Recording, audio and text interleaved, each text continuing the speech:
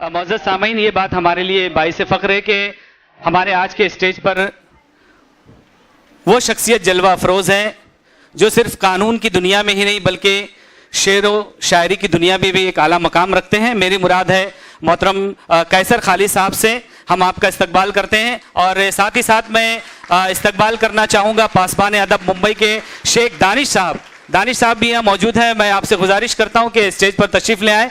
मुकर्रमी सामीन,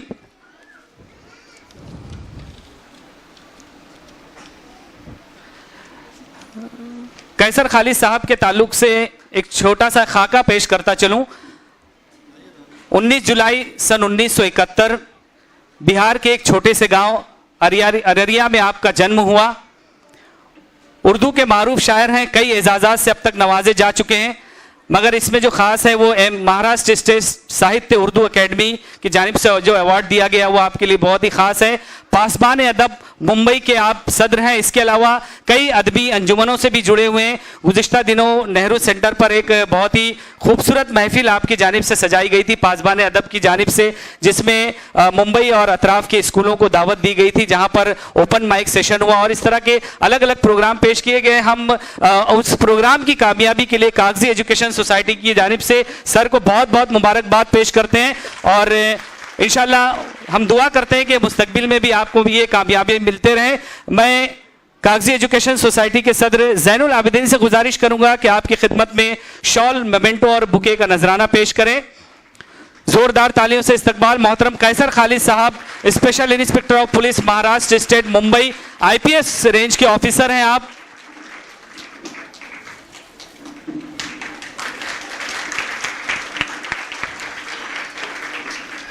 साथ ही हमारे दरमियान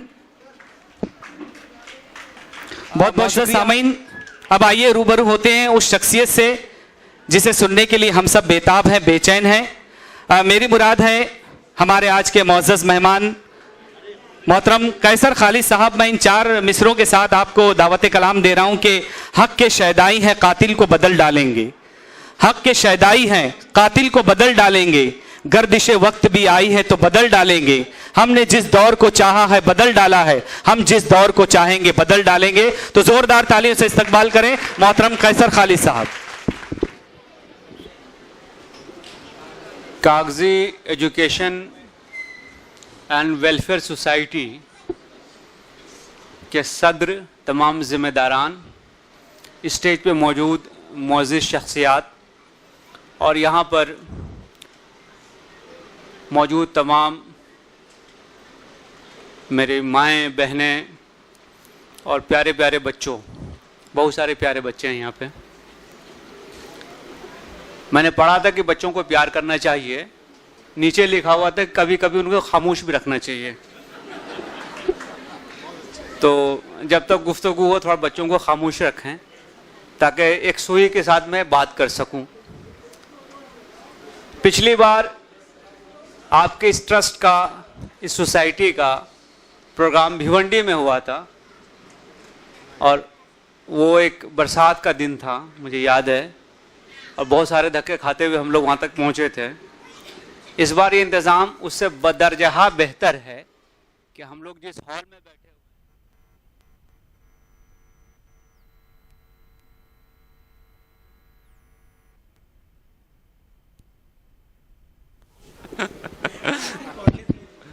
हेलो, हाँ छोड़ दो, हो गया। देखो ये सब धक्के लगने जरूरी हैं। नहीं, जिंदगी कैसी है ये इससे पता चलता है कि जब सब चीज आप इंतजाम कर लीजिए तब भी कुछ हो जाएगा जिसके बारे में आपको कतन इल्म नहीं होगा, आप एक्सपेक्ट नहीं करेंगे और अचानक से माइक आपका बंद हो जाएगा।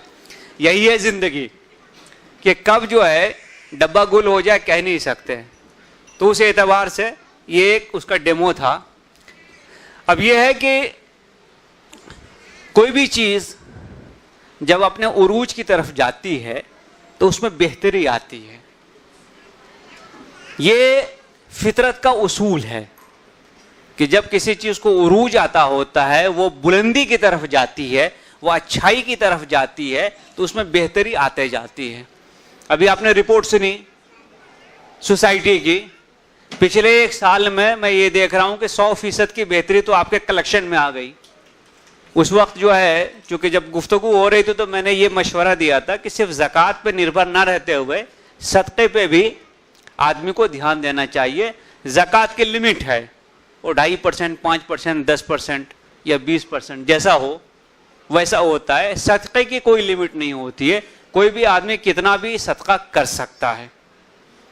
किस लिए कर सकता है?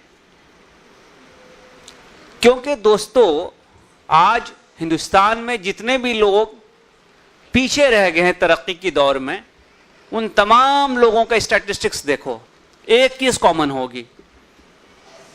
तमाम लोग जो कि तरक्की की दौर में पीछे हैं, पीछे रह गए हैं, जिसको हम बैकवर्ड कहते हैं, उनमें एक चीज कॉमन है। जैसे तमाम लोग जो खूबसूरत होते हैं उनमें एक चीज कॉमन होती है, उनका रंग गोरा होता है ना। लड़के का रंग गोरा हो तो और भी अच्छी बात है।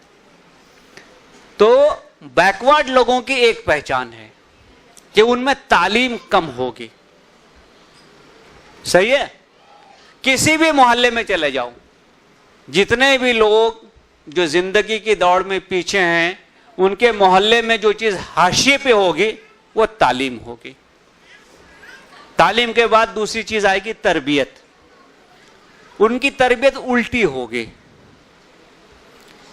हम किरदार को बनाने की तरबियत लेते हैं, हम जिंदगी में आगे जाने की तरबियत लेते हैं, हम अपने मुस्तकबल को और अच्छा करने की तरबियत लेते हैं। वहां सारी तरबियत उल्टी होगी। वहां तरबियत कैसी होगी कि बच्चा गड्ढे में कैसे जाए, ये तरबियत होगी। अब मैं धीरे धीरे करके सब चीज पे आता हूं। अब यहां पे 4 आपके एम हैं: तालीम, खुशहाल मुआशरा, अखुवत और फलाह आम। ये आपके बोर्ड में लिखा हुआ है। मेरी एक आदत है कि मैं कहीं जाता हूं तो आसपास क्या रखा हुआ सबको पढ़ता हूं। तो ये अभी मैंने आपका ऑब्जेक्टिव नस्बुल ऐन किया है, उसको पढ़ा है। अब आइए तालीम पे। तालीम क्यों नहीं है? मुझे बताओ कि ऐसा कौन सा बच्चा होता है या ऐसा कौन सा माँ बाप होता है जो ये नहीं चाहता कि उसका बच्चा बहुत अच्छा पढ़े लिखे? कोई माँ बाप यहाँ पे ऐसे हैं जो चाहते हैं कि उनका बच्चा जाहिल रहे? देहातों में इसको कहते हैं भैंस चराए। मालूम है ना, गांव में जाओगे तो बोला भैंस चराएगा, मतलब पढ़ेगा नहीं। हम में से कोई अब ऐसा माँ बाप नहीं रहा जो ये कहे मेरा बच्चा खेती करेगा। किसका एम है उसका बच्चा खेती करे? किसी का एम नहीं है। तो हमारे बच्चे पढ़ क्यों नहीं पाते? अगर हम सब चाहते हैं कि मेरे बच्चे पढ़ें तो बच्चे क्यों नहीं पढ़ पाते हैं? आपने बहुत सारे पौधे देखे होंगे ना जो गमले में लगाए जाते हैं। हमारी क्या ख्वाहिश होती है कि हमारे घर में भी गमले हों, उसमें से फूल उगे, है ना। अच्छा पौधा, जासवंत हो, गुलाब हो, कईयों ने रखा भी होगा। पौधा जिसमें फूल निकलना चाहिए उसको हम किधर रखते हैं? घर के अंदर कि सूरज की रोशनी में? सूरज की रोशनी में। घर के अंदर रखेंगे तो क्या होगा? मुरझा जाएगा, मर जाएगा। तो उसको रोशनी की जरूरत होती है बढ़ने के लिए, फूल आने के लिए, फल आने के लिए। तब जाकर वो आपको जो उम्मीद उससे है वो उम्मीद पे पूरा उतरेगा। अब जहां सूरज पौधे के लिए चाहिए, आपका बच्चा जो कि एक छोटे से नन्हे से पौधे के मानिंद है, उसको भी सूरज चाहिए। वो सूरज कौन सा है? वो सूरज है मां बाप के किरदार की रोशनी का सूरज। हाँ, मां बाप की किरदार की रोशनी का सूरज। वहां तो धूप है ही नहीं, अंधेरा ही अंधेरा है। तो बच्चा फलेगा फूलेगा कि मुरझाएगा? वहां अंधेरा क्यों है? हम में से कितने मां बाप है जो पढ़ते हैं? घर में कितने लोग पढ़ रहे हैं? अपने अंदर झांकिए और बताइए मुझे, हमारे घरों में क्या कोई अखबार आता है? क्या कोई किताब है? क्या हम पढ़ रहे हैं, लिख रहे हैं, या पढ़ाई के मुतालिक कोई चीज सुन रहे हैं? आज हमारी तालीम का सोर्स क्या है घर में? टेलीविजन। कौन सी तालीम मिल रही है उससे कि बहू ने सास को कैसे तंग करना चाहिए, सास ने बहू को कैसे तंग करना चाहिए, किस पे कौन सा जादू करना चाहिए, किसके खिलाफ कौन सी साजिश करनी चाहिए, यही तो ज्यादातर। तो अब मुझे बताइए कि जब हम खुद अपने घरों में पढ़ लिख नहीं रहे हैं तो क्या बच्चा हमारा पढ़ेगा? बच्चा आप जो कहते हैं वो नहीं करता है, बच्चा जो आप करते हैं वो करता है। बहुत आसान सी मिसाल इसकी मैं देता हूं। आप घर में गाली बकिए, 3 साल होते होते बच्चा गाली बकना सीख जाएगा। सही है?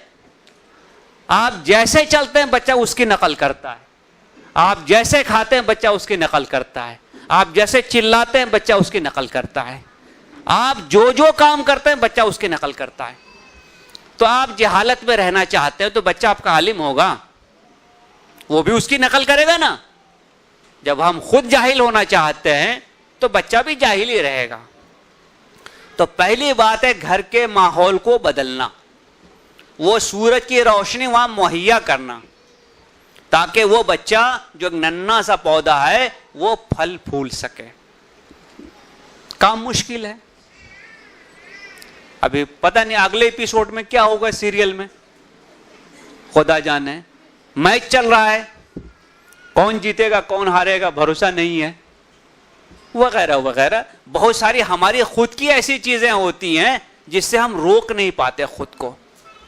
तो जब बच्चा आपका ये चीज देखेगा, वो आपका टीवी का सीरियल देखेगा, आप खाना बच्चे को खिला रहे हैं और देख रहे हैं टीवी, तो बच्चा भी तो वही देखेगा ना। आप घर में जैसा बोलते हैं जैसा करते हैं बच्चा वो देख रहा है, तो बच्चा क्या सीखेगा?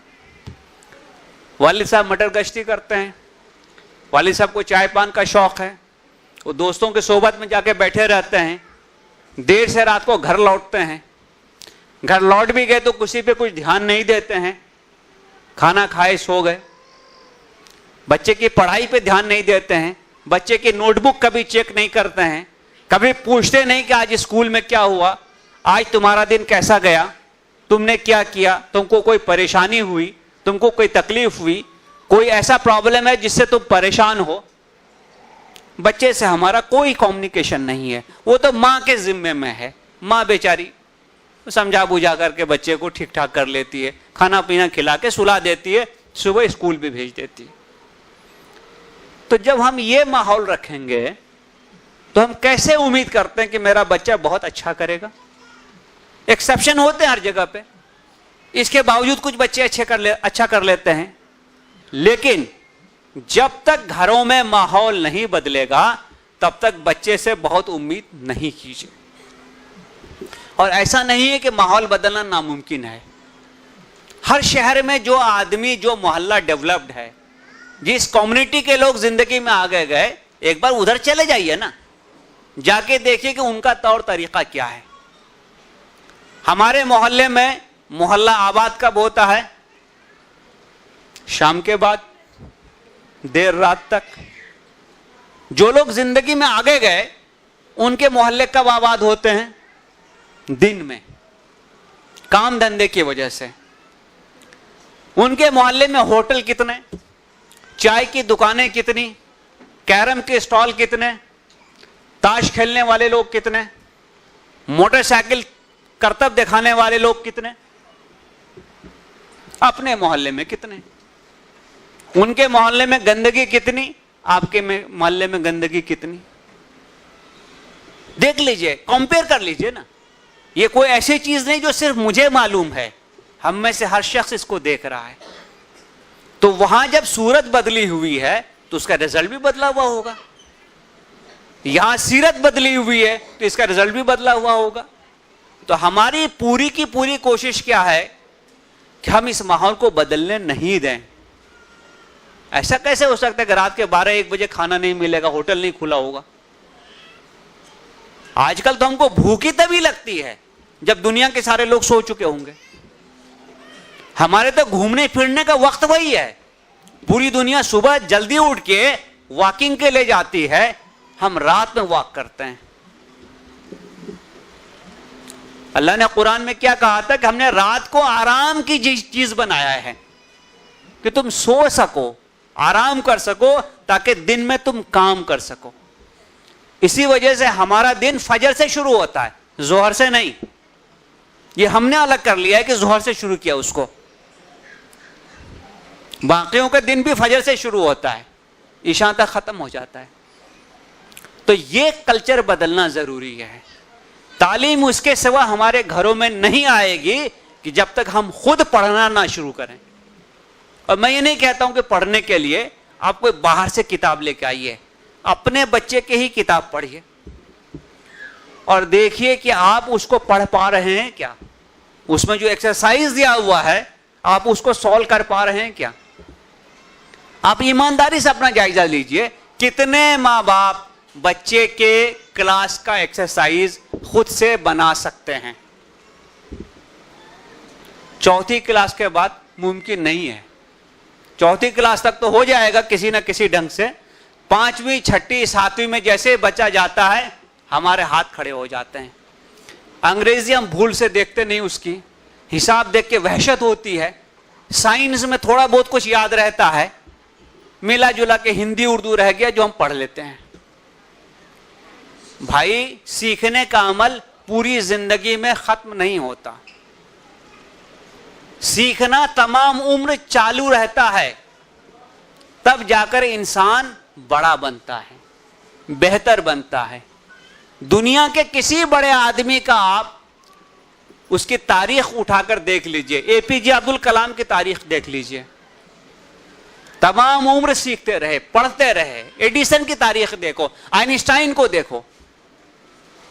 जब तक आप खुद ये जज्बा अपने अंदर पैदा नहीं करेंगे तब तक आपके घरों की हालत नहीं बदलेगी, तब तक आपके मोहल्लों की हालत नहीं बदलेगी। तो पहली बात तो तालीम के लिए जरूरी यह है कि हम घरों के माहौल को बदलें। दूसरी बात, अब मैं आता हूं कि हमारा कल्चर क्या हो गया है। ऐसा क्यों है कि हमारे सारे काम रात में होते हैं। हम में से कोई शख्स ईशा के बाद घर में रुकता है क्या? अगर हम रुक भी जाए तो हमारे बच्चे कहां रहते हैं? सड़कों पे रहते हैं, टपरी पे रहते हैं, होटलों में रहते हैं, घर में नहीं रहते। जो आदमी सड़कों पे रहेगा, होटल में रहेगा, टपरी पे बैठ के रहेगा, चाय खाने में रहेगा, वहां कौन सी पढ़ाई होगी? वहां तो फिर गुफ्तगू होगी दुनिया के तमाम मामलात पे, सिवाय कोर्स को छोड़ के। तो हमने कभी अपने बच्चों को पूछा कि बेटा कहां रहते हो शाम में? पूछते हैं क्या? आज वालिदैन का पहला नस्बुल ऐन क्या है कि बच्चे को जल्दी से जल्दी मोटरसाइकिल कैसे लाके दें। मोटरसाइकिल इतना जरूरी हो गया जैसे कि ऑक्सीजन, सांस ही नहीं आएगी उसको। आप शबे बारात के दिन मोहल्लों में निकल जाइए, शबे बारात में करतब दिखाने के सिवा दुआ कबूल नहीं होती है। मालूम है ना कि दुआ के साथ करतब दिखाना जरूरी है। मोटरसाइकिल पे कट मार के निकलना जरूरी है, नहीं तो अल्लाह में क्या सोचेंगे, अल्लाह कैसा नालायक है कि शबे बारात के दिन घर में बैठा हुआ है, पढ़ाई लिखाई कर रहा है, रास्ते पे नहीं निकला है। यहां से निकले, तमाम दरगाह में हाजिरी देते देते देते सुबह तक उधर से लौटेंगे। बाकी दिन खुदा के शुक्र है कि हम नमाजों से भी दूर रहते हैं। कौन मेहनत करेगा, कौन जाके हाजिरी देगा? शबे बारात में मोटरसाइकिल पे घूमना जरूरी है। वही हाल बासी ईद का है हमारे पास।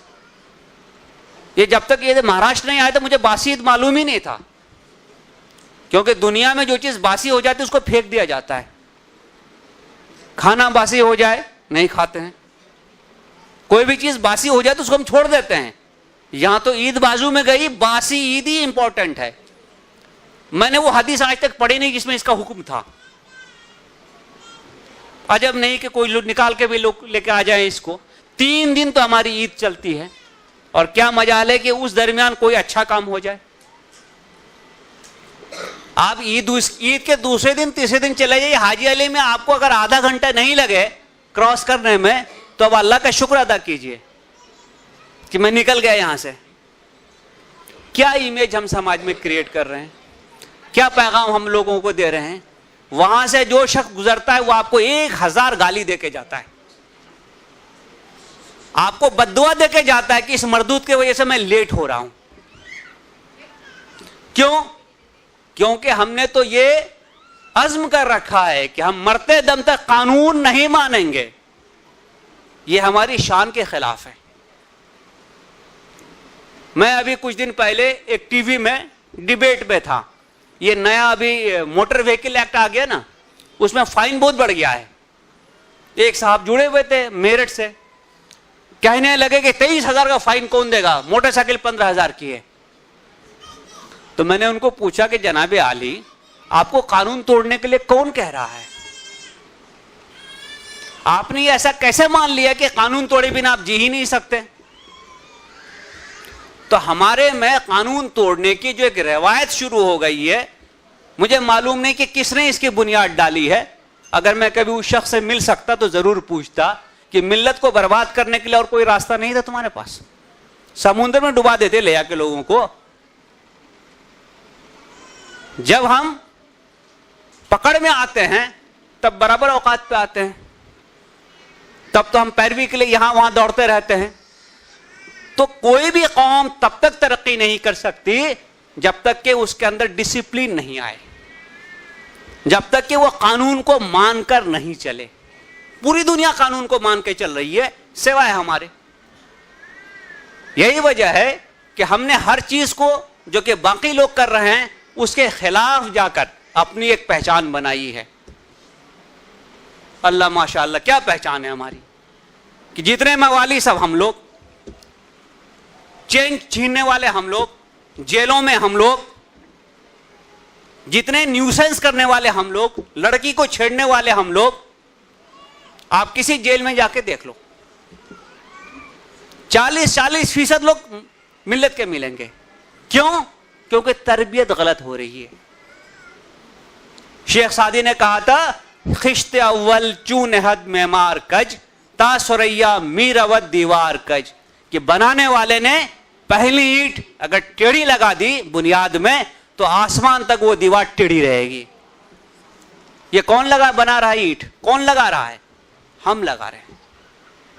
हमने कभी भी आज तक समाज के तौर पे कोशिश की है क्या कि हमारे समाज की इमेज कानून के मानने वाले से हो, अच्छे लोगों जैसी हो, बेहतर हो? तो हमको अपने दामन में झांकना चाहिए, सोचना चाहिए कि ऐसा क्यों हो रहा है। यहां चूंकि समाज के सीनियर लोग मौजूद हैं, माएँ मेरी मौजूद है, मैं इनसे पूछना चाहूंगा कि बच्चे को पूछो कि ऐसा क्यों कर रहा है। और अगर किसी के अंदर यह प्रॉब्लम आ रही है तो काउंसलिंग करनी चाहिए, समझाना चाहिए, बताना चाहिए। बच्चा पिटाई से ठीक नहीं होता है, बच्चा समझाने से ठीक होता है। तीसरी बात जिसको मैं अक्सर कहता हूं कि हमारे बच्चों के जो ख्वाब हैं छोटे छोटे, हम बड़ा सपना देखते ही नहीं। हमारा सपना क्या है? हमारा सपना क्या है? एक नौकरी मिल जाए सपना, एक गाड़ी हो जाए सपना, एक घर हो जाए सपना, शादी अच्छी हो जाए बहुत बड़ा सपना। यही सपना है। हम कभी ये नहीं सोचते कि मैं जिंदगी में ऐसा काम करूं कि मैं 10 लोगों को नौकरी दे सकूं। यह सपना है हमारा, 50 लोगों को दे सकूं नौकरी, उनके खानदान को मैं पालने का इंतजाम कर सकूं। यह हमारा सपना नहीं है। यह हॉल हमने हायर किया आज किराए से। हम में से कितनों ने सोचा कि एक वक्त ऐसा आना चाहिए कि ऐसा हॉल मैं खुद बनाऊं, ये मेरे पास हो, मुझे इसको किराए से लेने की जरूरत नहीं पड़े। कितनों का सपना यह है? तो हमारे सपने बहुत छोटे हैं और उन सपनों को चकनाचूर करने के लिए हमारे वालिदैन काफी हैं। बच्चे को हर वक्त हम डांट डपट करते हैं कि तुम कर पाओगे। कितने लोग इसमें आए और फ्लॉप हो गए, कितने लोग बर्बाद हो गए।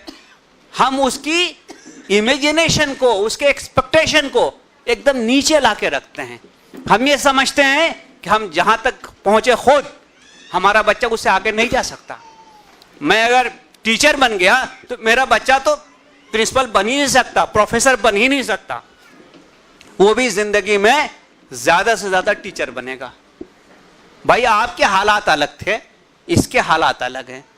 हो सकता है कि आप गांव के हों, ये शहर में रहता है। हो सकता है आपको अच्छा स्कूल ना मिला हो, इनको अच्छा स्कूल मिला है। हो सकता है कि आपके और प्रॉब्लम्स रहे हों, इनको शायद वो प्रॉब्लम नहीं है। तो हमको अपने बच्चों को सपना देखना सिखाना पड़ेगा और कहना पड़ेगा कि बेटा ये सपने तुम हासिल कर सकते हो, तुम इस मंजिल पे पहुंच सकते हो, तुम्हारे अंदर वो सलाहियत है कि तुम कोशिश करोगे तो तुमको ये चीज मिल जाएगी। अगर हमने इस तरीके से अपने बच्चे की परवरिश की तो मुझे उम्मीद है कि आपका बच्चा आपसे 10 कदम जरूर आगे जाएगा। उसके सपनों को टूटने मत दो, उसको मदद करो, जो हो सकता है आपसे बन पड़े वो करो। आपको मालूम है एपीजे अब्दुल कलाम साहब का जब इंजीनियरिंग कॉलेज में एडमिशन हो गया तो उनके घर में इतने पैसे नहीं थे कि फीस के पैसे अदा किए जा सके, और वो कोई डोनेशन वाला कॉलेज में नहीं गए थे, गवर्नमेंट कॉलेज में गए थे। उनकी बहन ने, उनके पास थोड़े से जेवर बचे हुए थे, वो बेचकर उनको एडमिशन कराया। अगर आप सोचिए कि उस वक्त उनका एडमिशन नहीं होता तो जिस एपीजे अब्दुल कलाम को हम जानते हैं, क्या हम जान सकते? तो कुर्बानियां देनी पड़ती हैं अच्छाई के लिए, बेहतरी के लिए, आगे बढ़ाने के लिए, मोटरसाइकिल लाने के लिए नहीं। कुर्बानी अच्छाई के लिए दीजिए। बच्चे जिद करेंगे, वो उनका हक है, वो उनकी उम्र है, उनको समझाना हमारा काम है। हमको अपने बच्चों को अच्छा शहरी बनाना हमारी जिम्मेदारी है। यह गवर्नमेंट की जिम्मेदारी नहीं है, वो ट्रैफिक हवलदार की जिम्मेदारी नहीं है कि आपका बच्चा ट्रैफिक के लॉ को फॉलो करे। जब घर से निकलता है, हम में से किसी ने पूछा हेलमेट है कि नहीं पास में, किधर जा रहे हो, कब तक लौटोगे, हम नहीं पूछते। तो सबसे बड़ी बात यह है कि हमको यह बात तरबियत में ही कम है, हम करते ही नहीं तरबियत। हम समझते हैं कि बच्चा जैसे भेड़ बकरी के बच्चे पलते हैं, हमारा भी बच्चा पल जाएगा। इंसान का बच्चा ऐसा नहीं पलता। जानवर का बच्चा पैदा होता है, खड़ा हो जाता है, दौड़ता है, खुद से दूध पीता है। इंसान का बच्चा 1.5-2 साल तक माँ बाप पे मुनहसर रहता है। अल्लाह ने यह इंतजाम इसीलिए किया है कि आप उसकी तरबियत कर सकें, उसको सिखा सकें, उसके दिमाग में सही चीज डाल सकें, वो मिसाल आप उनके सामने पेश कर सकें जो वो अपना कर जिंदगी में आगे बढ़ सके। तो इस बात को जान लीजिए। अब तीसरी बात, अखुवत। अखुवत क्या होता है? अखुवत के मतलब होते हैं मोहब्बत, प्यार, भाईचारा। अखुवत कहां होगी? जहां हसद नहीं होगा, जहां जलन नहीं होगी, वहां अखुवत आएगी। जहां कुर्बानी का जज्बा होगा। आज हमारे अंदर सबसे बड़ा प्रॉब्लम क्या है कि मेरा पड़ोसी आगे कैसे जा रहा है मुझसे, मैं जहां पे हूं उसको मुझसे नीचे रहना चाहिए, आगे कैसे जा सकता है। हम कभी ये नहीं देखते कि वो कितनी मेहनत कर रहा है, वो कितनी कोशिश कर रहा है। एक लकीर को अगर आपको छोटा करना है तो 2 रास्ते हैं, या तो उस लकीर को मिटा दो, खत्म हो जाएगी, या उसके बाजू में बड़ी लकीर खींचो ना और कहो कि ये लकीर अब छोटी हो गई है। हम बड़ी लकीर नहीं खींचते। हम ये चाहते हैं कि जिस गटर में हम हैं उसी गटर में पूरी दुनिया पड़ी रहे। कम से कम मेरी कौम तो जरूर रहे, मेरा मोहल्ला तो जरूर रहे, मेरे आसपास में जानने वाले सारे उसी में रहें। तो अखुवत कहां से आएगी? ये हसद, ये रकाबत, ये एक दूसरे से नफरत, ये एक दूसरे की टांग खींचना, ये जज्बा हमारे अंदर इतना ज्यादा है कि हमने मस्जिदें अलग अलग कर ली। आप शहरों में घूम के देख लीजिए, आपको हर फिरके की मस्जिद मिलेगी, आपको अल्लाह की मस्जिद कहीं नहीं मिलेगी। देखिए आपने कभी अल्लाह की मस्जिद? ये इस फिरके की मस्जिद, वो उस फिरके की मस्जिद, वो उस फिरके की मस्जिद। और क्या मजाल है कि एक भाई कहीं चला गया तो उसको छोड़ देंगे दूसरे, और उसको टोकने वाला आदमी सबसे बड़ा जाहिल होगा। खुद मेरे साथ ये वाकया हो चुका है। तो मैंने उसको पूछा, भाई तू कौन से दलील पे खड़ा है? तब जाकर मेरी जान छूटी। तो तमाम जो जाहिल हैं वो दूसरे को मजहबी मामले में सिखाने की कोशिश करते हैं, और यही वजह कि हम बटे हुए हैं। तब फिरकों में 72 तो बहुत पहले था, खुदा जाने अभी कितना लेटेस्ट। ये अखबार वाले, इनकलाब वाले हैं, ये बताएंगे कि आजकल कितने फिरके हो गए मुसलमानों में, अखुवत कहां से होगी। आपको एक छोटी मिसाल मैं देता हूं कि आपने किसी सिख को भीख मांगते देखा है? किसी सरदार को भीख मांगते आज तक देखा है? नहीं मिला होगा। क्यों नहीं भीख मांगते हैं? क्योंकि एक आदमी अगर उस समाज का कमजोर होगा तो दूसरा उसको मदद करेगा, उसको आगे बढ़ाएगा। जैसे यहां आपने स्कॉलरशिप दी लोगों को, जब वो कामयाब हो गए तो उन्होंने पैसे वापस किए, डबल वापस किए। यही मामला है कि कोई आदमी अगर कमजोर है तो उसको समाज के बाकी लोग मदद करेंगे, उसको उठने में मदद करेंगे, उसको बिजनेस सेटअप करने में मदद करेंगे और कहेंगे कि कमा के पैसा वापस करो। हमारे यहां कोई भाई अगर गिर जाए तो हम फौरन उसकी कब्र खोदेंगे कि भाई और उसको नीचे करें, गड्ढे में डाल दें। तो अब आगे बढ़िएगा। आगे बढ़ने वाली कौम के ये हालात नहीं होते, उसका ये किरदार नहीं होता है, उसके ये रंग ढंग नहीं होते। वो एक दूसरे की मदद करते हैं। कोई परेशान हो तो उसकी परेशानी दूर करते हैं, कोई मुसीबत में हो तो उसकी मुसीबत को कम करते हैं। ये हर वो कौम जो जिंदगी में आगे गई है, आप उसका तरीका देख लीजिए। आज हम यूरोप में, अमेरिका में जाके देखिए, वो भले किसी और मजहब को मानते हों, लेकिन समाजी शऊर कितना ज्यादा है। हमारे यहाँ एक्सीडेंट हो जाए तो हम क्या करते हैं? गाड़ी की स्पीड बढ़ाते हैं और भाग जाते हैं वहां से। वो आदमी जिए मरे हमको कुछ लेना देना नहीं।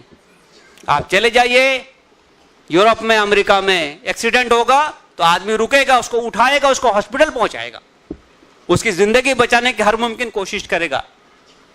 ये फर्क है। इसीलिए वो आगे जा रहे हैं और हम पीछे हैं। तो ये बदलाव होना किरदार का, सीरत का, कल्चर का जरूरी है, और ये बदलाव कोई बाहर का आदमी आकर आपको नहीं करके देगा। इस उम्मीद में मत रहिए नबूवत 1400 साल पहले खत्म हो गई, अब कोई नबी नहीं आने वाला है। अब आपको अपने किरदार की दुरुस्तगी खुद करनी पड़ेगी, आपको अपने आप को खुद सुधारना पड़ेगा। आपके सामने इल्म है, सिर्फ उस पर अमल करने की जरूरत है। तो दोस्तों, ये जो दर्द है, ये जो मैं देखता हूं मोहल्लों में, इससे दुख होता है मुझे कि अब अगर नहीं सुधरेंगे, नहीं आंख खुलेगी तो कब खुलेगी? तो हम जिस हिसाब से सोए हुए हैं कि हर फील्ड में हम पीछे रहते जा रहे हैं। मैं अक्सर इसकी मिसाल क्या देता हूं कि आपने हवाई अड्डे पे एक जहाज को देखा होगा। जहाज जब लगा हुआ रहता है, पैसेंजर जाकर उसमें बैठता है तो उसकी स्पीड होती है 0 किलोमीटर पर आवर, वो नहीं चल रहा होता है। दरवाजा बंद हो जाता है, वो धीरे धीरे चलता है, 20 किलोमीटर की स्पीड में चलता है। फिर वो जाता है रनवे पे, तेजी से दौड़ता है, वो 200 किलोमीटर की स्पीड में चलता है। और जैसे ही वो हवा में उड़ गया, वो 800 किलोमीटर की स्पीड में चलता है। तो मुल्क में कुछ लोग 0, कुछ 20, कुछ 200, कुछ 800 पे चल रहे हैं। आप अपने अंदर झांकिए और सोचिए कि हम कौन सी स्पीड से चल रहे हैं। अगर हम 20 किलोमीटर की स्पीड से चल रहे हैं तो 800 वाले का मुकाबला होगा? आप यहां से दौड़ करके पहुंचेगा स्टेशन तक, तब तक वो दिल्ली पहुंच चुका होगा। तो आपको अपनी स्पीड बढ़ानी होगी। स्पीड कैसे बढ़ेगी? जब हमारे ऊपर जो जंग लगी हुई है ना, उसको हम झाड़ेंगे। हम भी उनके तौर तरीकों को अपनाएंगे कि वो कैसे वहां तक पहुंचे, वो कैसे मेहनत करते हैं, वो कैसी पढ़ाई करते हैं, उनका किरदार कैसा है, उनके मामूलात कैसे हैं, उनकी सोच कैसी है। अपने अंदर अगर हम उस चीज को ले आए तो कोई भी आदमी आपका हाथ नहीं पकड़ सकता है। आपके अंदर वो सलाहियत है कि आप भी 800 किलोमीटर की स्पीड में जा सकते हैं। और मैं देख रहा हूं कि ये बदलाव धीरे धीरे आ रहा है। आपके सोसाइटी का पिछले 8 साल का जो काम है, कहां से शुरू किए थे, आज कहां तक पहुंचे। इस काम को और ताकत देने की जरूरत है, इस पैगाम को घर घर तक पहुंचाने की जरूरत है। और मुझे आज बहुत खुशी है कि पिछले साल जितने लोग थे उससे बहुत ज्यादा लोग आज मौजूद हैं। हमारी इतनी माएँ आज यहाँ आई हुई हैं, मैं एक ही अपील करूंगा कि और कुछ नहीं, घर का माहौल बदल दो, ये आपके हाथ में है। जिस दिन आपने घर का माहौल बदल दिया, आपके बच्चे बदलना शुरू हो जाएंगे, और जिस दिन बच्चे बदलना शुरू हो जाएंगे, समाज बदलेगा, और जिस दिन समाज बदलेगा, उस दिन आपकी जो हैसियत है वो हैसियत बदल जाएगी। उस दिन आप लोगों को देने वाले बनेंगे, मांगने वाले नहीं बनेंगे। मैं यही दुआ करता हूं कि अल्लाह हम में से हर शख्स को दूसरों को कुछ देने वाला बनाए, मांगने वाला नहीं बनाए। शुक्रिया। बहुत शुक्रिया। ये थे मोहतरम कैसर खालिद साहब, जो हमारी कौम की तल्ख हकीकत बयान कर रहे थे, सच्चाई बयान कर रहे थे, और साथ ही साथ वालिदैन को एहसास ज़िम्मेदारी भी पैदा करने की कोशिश कर रहे थे। एक ज़माना वो भी था कि जब माएँ या वालिदैन अपने बच्चों को वो तालीम दिया करते थे बकौल अल्लामा इकबाल के, यकी मोहकम अमल पैहम मोहब्बत फ़ातह आलम, यकी मोहकम अमल पैहम मोहब्बत फ़ातह आलम, जिहाद ज़िंदगानी में यह है मर्दों की शमशीरें। मगर 21वीं सदी में ये बिल्कुल उल्टा हो गया। जैसा कि सर ने जिक्र किया, TV channel, serials, social media, WhatsApp, Facebook, इसकी तालीम ने बिल्कुल इस शेर को उलट कर रख दिया। आज हमारे घरों में जो तालीम मिल रही है, उसके असरात ये हो रहे हैं कि जो जांचा चंद बच्चों की बयाजों को मुदर्रिस ने, जो जांचा चंद बच्चों की बयाजों को मुदर्रिस ने, नजर आई आलिया, कटरीना और ऐश्वर्या की तस्वीरें, किया दरियाफ्त ये क्या है, तो बच्चों ने कहा हंसकर, जिहाद जिंदगानी में ये है मर्दों की शमशीरें।